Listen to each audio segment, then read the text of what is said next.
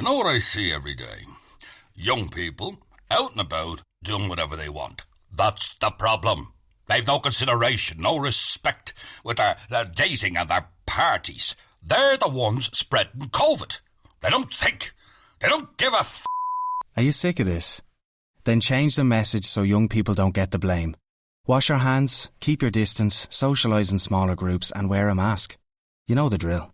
Brought to you by the 4 Dublin local authorities.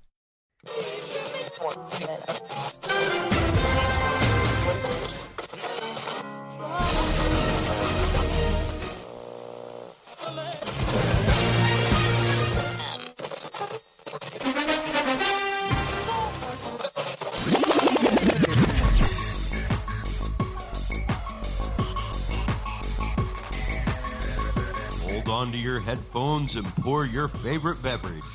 It's time for the Kickin' or Stickin' Fantasy Football Podcast.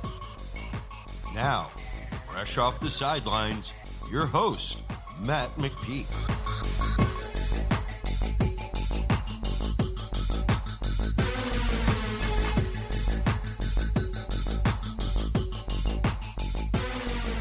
Fantasy freaks and geeks, what is up?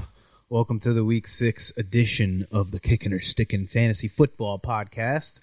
I'm the host, Matt McPeak. Thanks for joining me tonight. We are going to talk about all these matchups here for Week 6. We got 4 teams on bye, the Seahawks, Chargers, Saints, and Raiders. That's a lot of big names in the fantasy world on bye. That's 2 or 3 quarterbacks, 2 or 3 tight ends, like 4 or 5 running backs, 4 must-start wide receivers. So a lot of guys on bye this week. A lot of big matchups, so let's dive into them and see who we want to start and who we don't. The first game is the Broncos at the Patriots. It was supposed to be last week, got rescheduled for this week, and it's actually one of my podcast picks, so stick around for that one. The next game, the Texans and the Titans. Texans finally got off the schneid last week. Got their first win against the Jags. Watson had a big day, over 350 yards passing with 3 touchdowns. He did throw 2 interceptions, though. Brandon Cooks had his first really big game as a Texan, 12 targets, 8 catches, 160 yards, and a TD. He was the most targeted player on the team. The touches were they were the most concentrated last week as far as the guys that they went to than we had seen all year. They'd been distributing the ball pretty well throughout the year, but last week that was not the case. Brandon Cooks, Will Fuller, and Randall Cobb saw 74% of the targets. Kenny Stills only had 1. David Johnson had 19 touches to Duke Johnson's 5. I don't know if that's what we should expect with Tom Kelly calling plays without Bill O'Brien. Maybe he likes David Johnson a whole lot better than Duke. I don't think we're going to see Cooks get 12 targets and Kenny Stills only get 1 every game, but I think this will be one of the more frustrating wide receiver cores all year, but it seems like Fuller and Cooks are the 2 that we want. But let's face it, neither of these guys are going to stay healthy all year long, so might as well play them both while they're healthy. Both of these run defenses are not very good at all. Texans rank 5th and the Titans rank 8th in fantasy points allowed to running backs. David Johnson had his second 100 total yard game this year, last week, but he still hasn't seen 20 touches in a game. He's only got 3 or 4 targets in each game. This is a good matchup, so he deserves the start, but I don't know if it feels I don't know if I would feel good about it. It seems to me like he's going to eventually give way to Duke. I don't know how this dude's going to last. I got a whole lot of dudes who are seem very injury-prone over on the Texans. For the Titans, it's obviously Derrick Henry and A.J. Brown, and I think Jonnu Smith has vaulted his way into the play every week group of tight ends and just ride the ups and the downs. He's now got 5 touchdowns in 4 games. Browns and Steelers, holy schlemiel. The rookie from Notre Dame, Chase Claypool, had a 4-touchdown game, 7 catches on 11 targets for 110 yards, also had 3 rushing attempts. I've said it before on my podcast, if I was running a NFL team, the first person I would hire, I would get whoever scouts the wide receivers for the Steelers. They find diamonds in the rough every year. Meanwhile, Juju had only 5 targets, 1 less than Eric Ebron, and Deontay Johnson only had 1 target last week. Both wide receivers had under 30 yards receiving. We're obviously still starting Juju, but I think we got to bench Deontay Johnson. I think he had like a back injury or something to go along with the concussion that he had a couple weeks ago.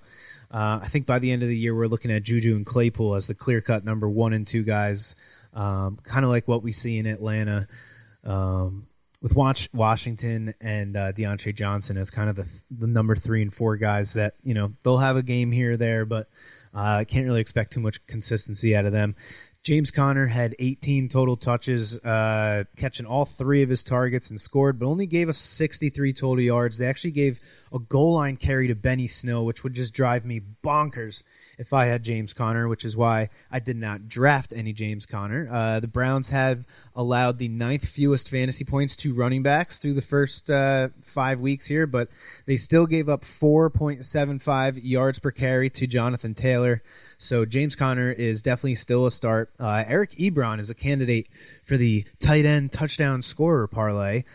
Cleveland is one of 8 teams that have allowed 4 or more touchdowns to tight ends, and one of 4 teams to allow 6 or more catches a game to tight ends. They're averaging just over 60 yards per game allowed to tight ends as well. So give me Eric Ebron for a big day, and hopefully he scores a touchdown.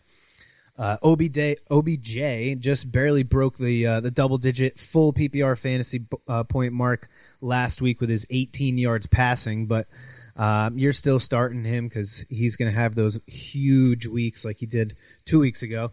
Landry had a drop or 2, but he still led the team in receiving yards with 88 on only 4 catches, tied OBJ with 9 targets. Last week was the best game by far for him for the year, but I'm still sitting him against the Steelers defense.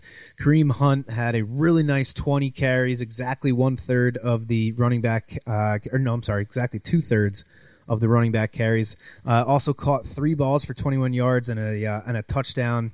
93 total yards on the day. The Browns defense played really well. Big sack to force a field goal in the first quarter last week, and a pick 6 at the end of the first half against the Steelers, and another pick in the fourth quarter. I think this game is going to be a slugfest, and I think Hunt sees another 20 touches. Steelers run D has been pretty good through this year, so this is another game that I'm not going to expect, a big 20-point game from Kareem Hunt, but because of the touches, I think he's going to get. He's a must-start number 1, of course.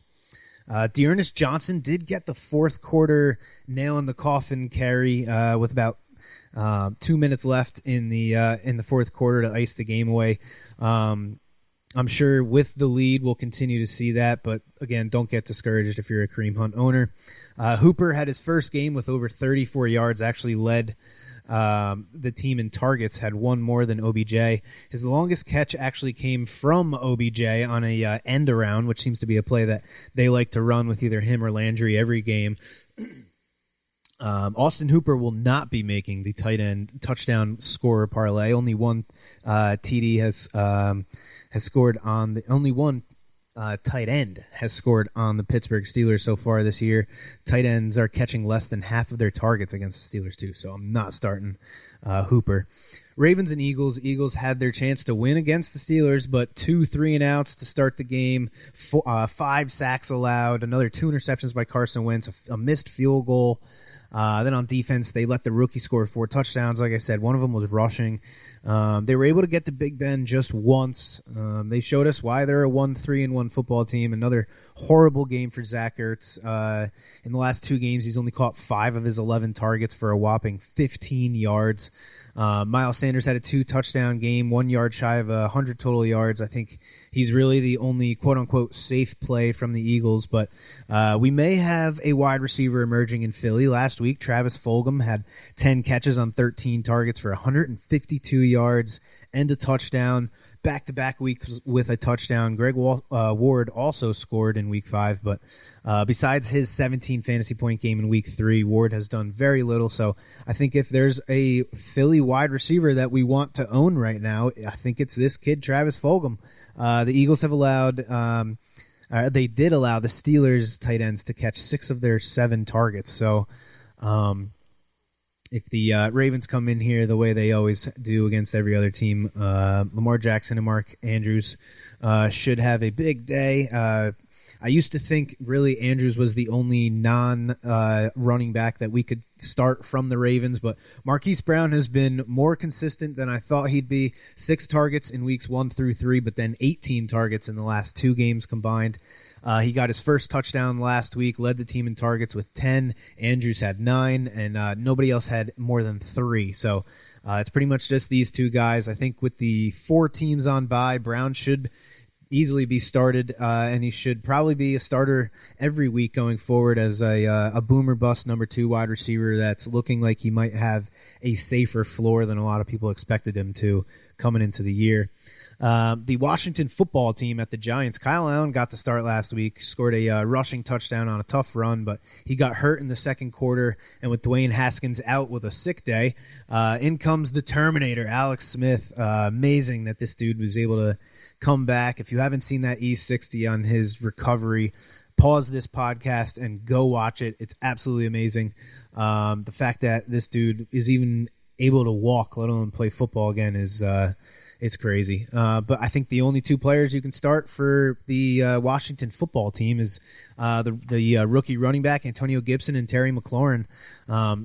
I think that's pretty much it, man. I wish we could play Evan Ingram because this Washington defense is not very good against tight ends, but neither was Dallas, and yet Ingram had 1 catch on 2 targets for 16 yards last week. If you're an Ingram owner still and you somehow have a roster spot to play with, I would hold on to him for 1 more week and see if the Giants can start getting him involved, because 4 of his next 5 games are against Washington and Philly, 2 teams that have allowed 5 touchdowns to tight ends so far this year. Only New Orleans and Atlanta have allowed more. So if Ingram can't do anything in week 6, then I think it's okay to finally rid yourself of Evan Ingram. I think Darius Slayton has already become the number 1 for the Giants. He led the team in targets. He's leading the team in targets, receptions, receiving yards, yards per reception, and he's the only Giant to catch a touchdown this year. There are better options for Golden Tate and Sterling Shepard. I would not start them. Washington is in the bottom third as far as rushing yards allowed. Devontae Freeman had 15 touches in week 4 and then 19 touches last week. I think this game stays close, so maybe we see Freeman get a solid 20 touches or so, which would make him a flex at least. Falcons at Vikings. The Falcons finally fired Dan Quinn. We saw the Texans have a big offensive game last week after Bill O'Brien got fired. Maybe the Falcons offensive coordinator, Dirk Cutter, pulls out all the stops and maybe we see this Falcon offense blow up. They lost to my road dog of the week last week, the Carolina Panthers. I'm now 5-0 on the road dogs of the week, so stay tuned for the podcast picks. Calvin Ridley had a pretty crappy first half, but then he made up for it with 136 yards on 8 catches. He had that massive dud in week 4, but this is why you just leave him in your lineup. Julio didn't play, and we saw Todd Gurley have his best game as a Falcon, 150 total yards with 4 catches. He only had 4 catches in the first 4 games combined, so that was really what I've been waiting for as far as Gurley goes. I think Gurley has earned that starting RB2 spot for in your fantasy rosters pretty much for the rest of the season. Hayden Hurst has been a real pain in the ass for us fantasy owners that decided to draft him. He got a lot of hype this offseason after the trade from Baltimore, and he's been one of, if not the most inconsistent top 15 tight end. Here's his point totals through the first 5 games: 5.5, 16, 6.5, 7, and then 1.8 half-point PPR fantasy points in those first 5 games. That's as annoying as it gets. The one thing you want in fantasy, especially at tight end, is consistency.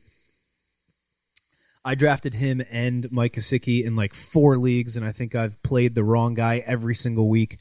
I think he's got a pretty good chance to have a good game here, though. On the whole, Minnesota is a middle-of-a-pack defense as far as fantasy points allowed to tight ends. Only 1 touchdown allowed to tight ends so far. However, the Vikings are one of 9 teams to have given up 300-plus yards to tight ends so far, and of those 9 teams, the Vikings have allowed the fewest receptions. So they're giving up over 15 yards per reception to tight ends right now. Pretty sure that's got to be top 2 or 3. Hurst has an ADOT, average depth of target, of 9 yards right now. So he's not just getting thrown the ball on the goal close to the line of scrimmage. He's getting somewhat downfield when he's targeted. So he might make the TD touchdown scorer parlay, tight end touchdown scorer parlay for me this week. Next is the Lions and the Jaguars. The Lions took it to the Saints in New Orleans in Week 4 before their bye. Kenny Golladay has a touchdown in both games that he's played in this year, and he led the team in targets both of those games. Something tells me this game is going to be high scoring, but I can't think of anyone to start besides Golladay and TJ Hawkinson, who has a great matchup in this game, and maybe DeAndre Swift, because I'm guessing that in a fast-paced, high-scoring game, we're going to see more DeAndre Swift targets than we see. He'll get thrown the ball more than he usually does, hopefully. He scored his first receiving touchdown last week.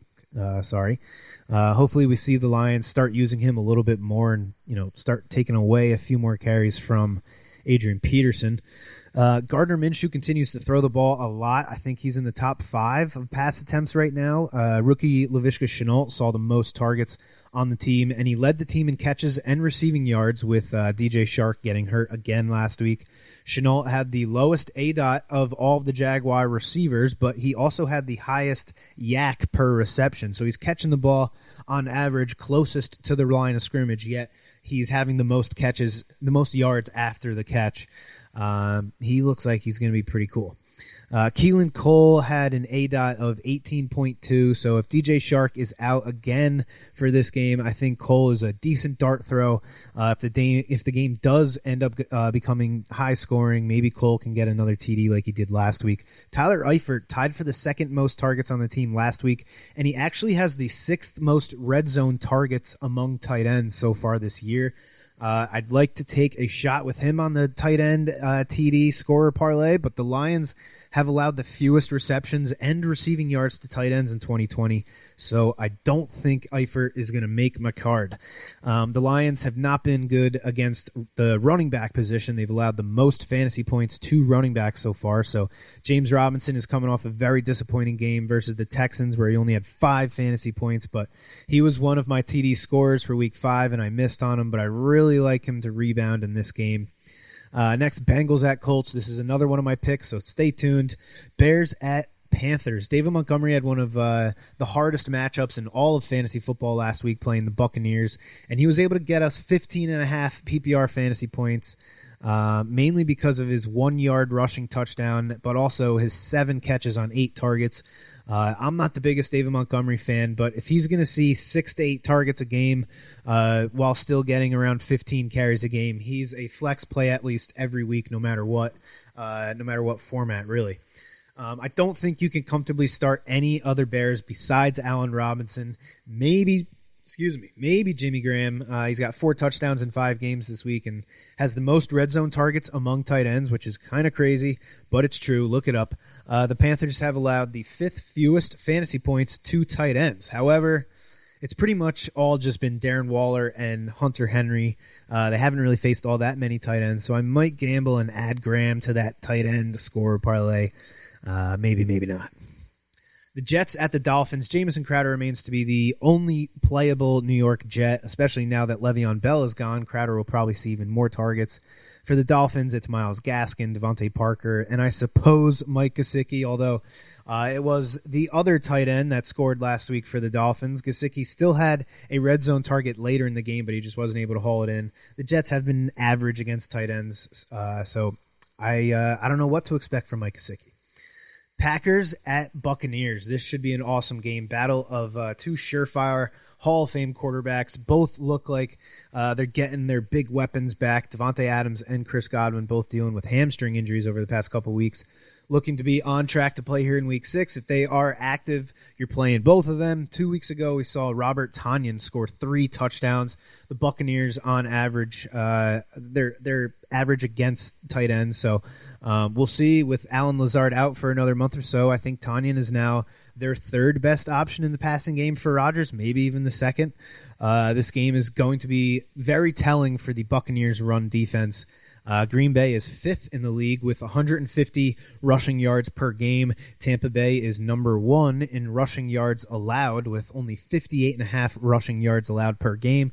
Strength versus strength, going to be fun watching that matchup. I think you still start Aaron Jones, though, no matter what, because of his 5.8 targets a game so far, and he's playing with Aaron Rodgers, so that's always a good thing. The matchup for the Bucs running backs couldn't be any better. The Packers are allowing the second most fantasy points to running backs this year. Hopefully for us Ronald Jones owners, Leonard Fournette stays on the sidelines again in this game. Fournette has been questionable all week. Jones has over 100 rushing yards in back-to-back games now, so hopefully he's done enough to get the lion's share of the RB touches. Hopefully he's earned the trust of Brady and Arians down there. The tight end situation for the Bucs is also pretty interesting with O.J. Howard out for the year. It's now on Gronk and Cam Brate.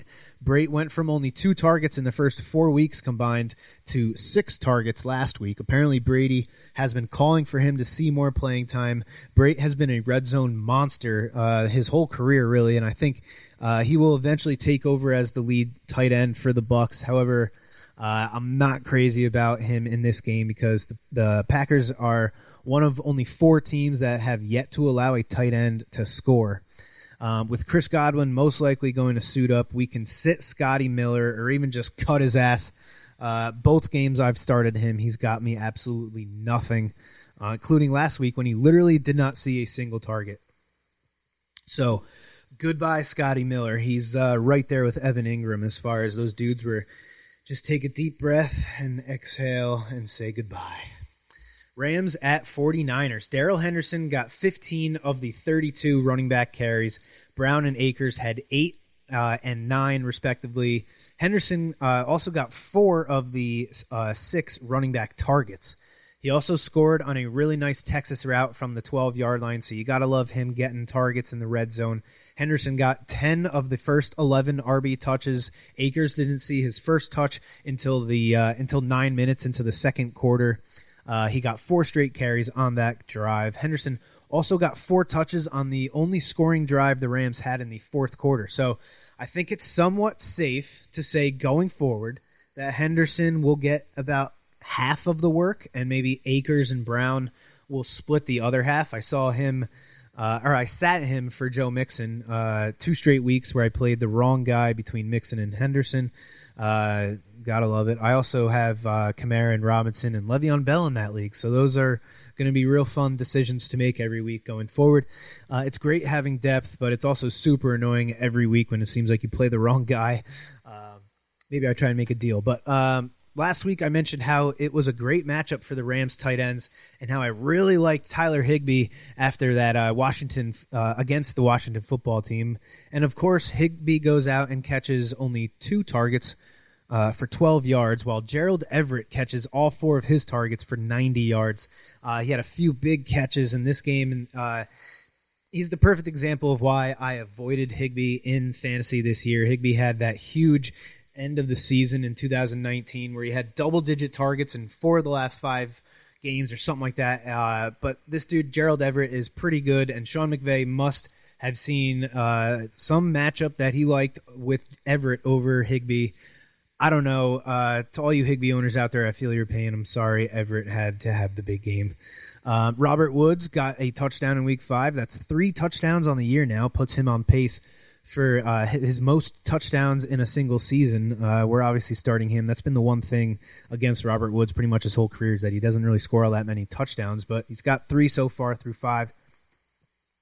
Cooper Kupp had only 5 catches on 8 targets for 66 yards, but 46 of those yards came on a big catch and run late in the game. Last week, he scored on almost the exact same play as the week before. He did have an end zone target in the middle of the third quarter, but he didn't catch it.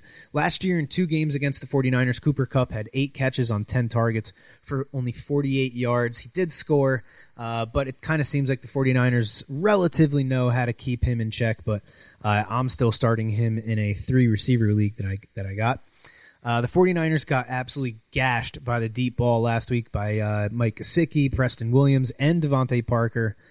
Garoppolo with 2 interceptions at the end of the first half. That led to 2 Miami field goals. He was benched for C.J. Beathard. With how much they're paying Garoppolo, I don't know how they could start Beathard over Garoppolo in this game. Raheem Mostert with 120 total yards in his first game back. Rams versus pass-catching running backs hasn't been all that great so far. Deebo Samuels and Brandon Ayuk combined for only 5 catches on 14 targets. It sucks because they're both really exciting players, but I don't think we can start either of them. The Rams have allowed the fewest fantasy points to wide receivers, second fewest receiving yards, and one of only 2 teams that have only let one wide receiver score a touchdown so far, and that was Diggs in I think it was week 2, and he caught it against Jalen Ramsey. So you figure Ramsey's not going to give up too many touchdowns. So this Rams pass defense seems like it's pretty legit. 2 games to go here. Chiefs at Bills. This should be an awesome game. I'm not going to waste any time with this one. Clyde, Tyreek Hill, Travis Kelce, Stephon Diggs, Devin Singletary, maybe John Brown if he's healthy. They're all plays. Now apparently Le'Veon Bell has joined the Chiefs, so he's going to be a play. I would sit Zach Moss if he does play. He missed the last 3 games, and he is just a rookie. Cole Beasley had a pretty great second half last week, 6 catches for 53 yards, but the Chiefs have allowed the 3rd fewest receptions to wide receivers, so I'm sitting him this week. And here's the last game, Monday Night Football, Cardinals at Cowboys. The Dak Prescott injury really sucks for the rest of the Cowboys offense. For everybody except Ezekiel Elliott, I think the change in quarterback means more rushing, more of an even distribution of targets. The numbers are not going to be the same because Dak was averaging over 400 passing yards a game before he got injured. Andy Dalton is not going to do that. But I do think that Dalton can put up the same numbers that we saw him put up in Cincinnati, which were, pretty league average, if not slightly over league average. This is by far the best group of wide receivers that he's ever played with. You're still starting all 3 Cowboy wide receivers, even if their ceiling is now slightly lower than it was. Kyler Murray is averaging 8 carries a game with a 7.2 yards per carry.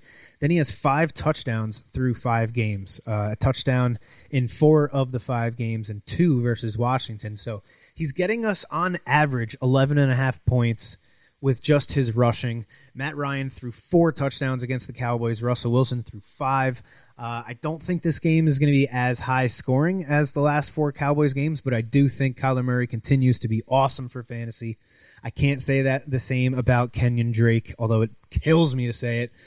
I drafted way too much Kenyon Drake. He doesn't look like the same player. He's only got 3.7 yards per carry. That's almost a full yard less than he had last year. Only 6 catches through 5 games. Chase Edmonds has 3 times more catches with 6 times more receiving yards than Kenyon Drake. I'm still starting him in 2 of my leagues, but I don't like it at all. So that sucks.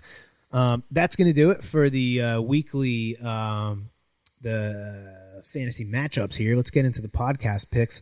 Last week was my first losing week of the year. Missed on the Chiefs at home, laying 12.5 to the Raiders. They lost outright, and Clyde Edwards-Helaire did not score. One of my TD scores for this week, for last week, missed on the road favorite Colts -1.5 at the Browns. I missed on, what did I miss on? The over. Just not a very good week. I'm now 28-17, still 62%, and I did hit on my 5th straight road dog of the week. So let's try and keep that going here. With my 3 picks against the spread for week 6, we got the Ravens -7.5 at the Eagles.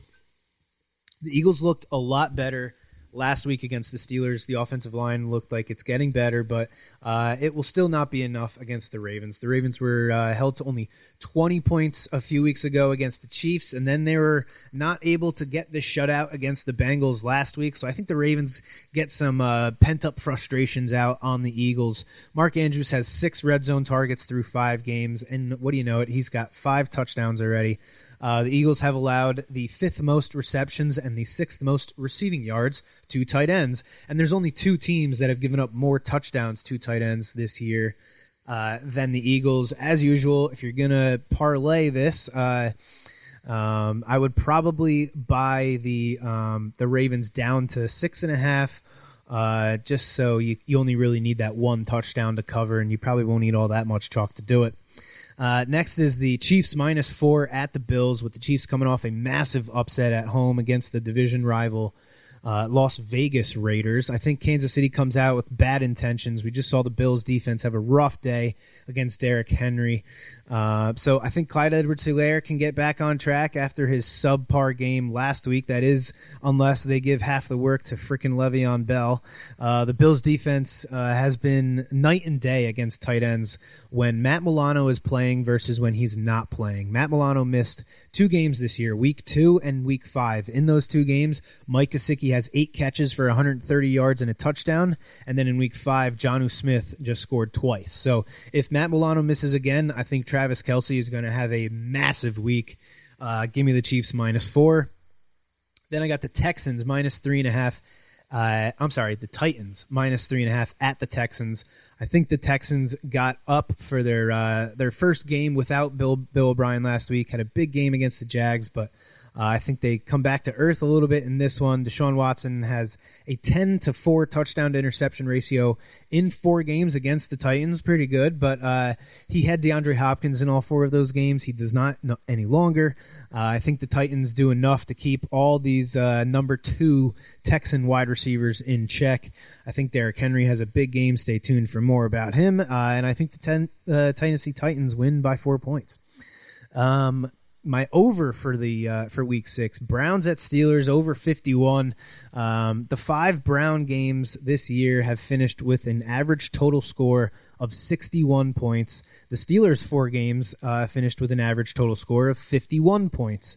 I think the best defensive unit in this game by far is the Steelers' run defense. I think the Browns struggle to run the ball, which means a lot of passing. The Steelers' pass D is pretty damn good too, but they did just let Travis Fulgham catch 10 balls for 150-something yards and a touchdown, so I think OBJ and Landry will be able to make some plays. For the Steelers, we just had rookie Chase Claypool have a huge coming-out party. The Browns have allowed the 2nd most receptions and the 3rd most receiving yards and the 3rd most touchdowns to wide receivers this year. I think Juju gets back on track. I think Claypool plays well again. Browns have allowed the 4th most receptions to tight ends as well, so I think Ebron can make a handful of plays. I like Cleveland and Pittsburgh to go over 51. The under for the week is Broncos at Patriots, under 45. The Patriots are coming off of an embarrassing loss to Kansas City and an impromptu bye week. Both week 1 starters at QB look like they're likely to play in this game, but I still think this is a low-scoring game. A second-year quarterback going to the Patriots after missing a few weeks with an injury, with his best wide receiver out for the year, his best offensive player, Noah Fant, possibly missing this game with an ankle injury, and their leading back, Melvin Gordon, possibly dealing with a 3-game suspension because of a DUI. All those things, plus you're facing Bill Belichick. Not a very good combination. I will also be looking to the Broncos team under for this game. If Fant and Gordon are both indeed out for this game, I'm going to hammer that team total under. I think Belichick is going to put Drew Lock through hell this weekend, really. And I don't see how the Broncos scoring much on offense at all. On the other hand, with Cam returning from COVID, maybe their offense is a little rusty. Averaged 29 points a game in the 3 games with Cam at quarterback, but that was against the Dolphins, the Seahawks, and the Raiders, 3 defenses that are not exactly world beaters. I think the Broncos are going to be the best defense that they've faced all year, despite the fact that they've lost a lot of guys on the defensive line. So I like this game to stay under 45 points. Again, I'd probably buy it up to 45.5 to avoid that push, because who the hell wants a push? My 3 TD scores for week 6. Myles Gaskin, the Jets are tied for the 2nd most touchdowns allowed to running backs. Myles Gaskin's got his first touchdown last week. He finally got a goal line carry. He's had over 20 touches in 2 of the last 3 games. The Dolphins, wouldn't you know it, have won both of those games. I think the Dolphins win this game, so which should mean that Myles Gaskins gets a nice healthy workload. So I like him to score. Derrick Henry, The Texans have one of the worst run defenses in the league. 6 rushing touchdowns allowed in the last 5 games. They've allowed the most rushing yards. Henry scored twice last week, and he scored 3 times against Houston in their last game of last year. So give me Derrick Henry to score. And then James Robinson, he let me down big time last week, but he's got another great matchup here. The Lions have been bad against running backs. They've given up these 6 touchdowns to running backs already. He's averaging 18 touches a game. So I'm going to give James Robinson another chance this week against another good matchup. And last but not least, the road dog of the week. Oh, you didn't know? Your ass better call somebody.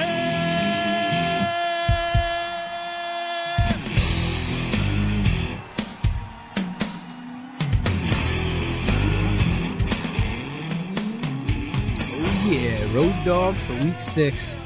Give me the Bengals getting 8 points at the Colts. In the Bengals' first 4 games of the year, they lost by 3 points to the Chargers, then by 5 points to the Browns. They tied against the Eagles, then they won outright against the Jaguars. Last week, they got their asses handed to them by the Ravens, but that happens to most teams in the league. But besides that, they've been able to keep pretty much every game competitive. Every game has been close. The Colts have one of the best defenses statistically, but they've also played a bunch of teams with pretty weak offenses, i.e. the Jets and the Browns. The Browns put up 32 and the Jags put up 27 in week 1. I think the Bengals have enough offense to keep this game close. On the other side, I think the Bengals' defense is better than what they get credit for. Defensive end Sam Hubbard was put on IR earlier today, which sucks. I have him in my all-IDP league. But I think the Bengals' D can focus on stopping the run and keeping this an ugly game. I like the Bengals to keep it within 1 score. Again, I would buy this up to 8.5. Put the hook on your side. For a measly 5 cents of value, whatever it ends up being, it'll be worth it. So that's going to do it for the Week 6 edition of the Kickin' or Stickin' Fantasy Football Podcast. Thanks for tuning in. Make sure you check us out next week. And as always, may the fantasy gods be cruel to your opponents. You have been listening to the Kickin' or Stickin' Fantasy Football Podcast. For more great episodes and information, follow us on social media and tune in every week. Kickin' or Stickin' is available on Google Podcasts, iTunes, iHeartRadio, Spotify, Alexa, Reach.tv, or your favorite podcast service. Kickin' or Stickin' is a proud member of the HC Universal Network family of podcasts. To find out more about this and other great shows on our network, visit us online at hcuniversalnetwork.com today.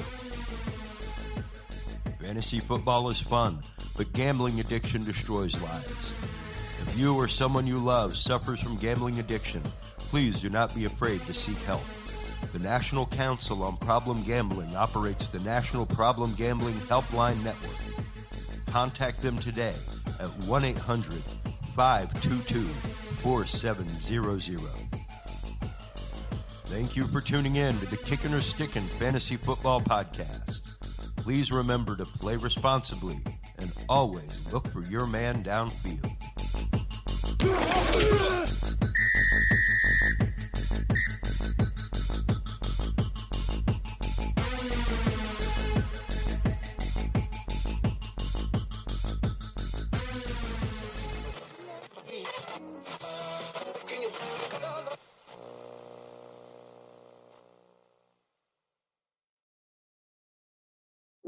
When you're working hard, having the best conference and office furniture means everyone gets the best out of the day.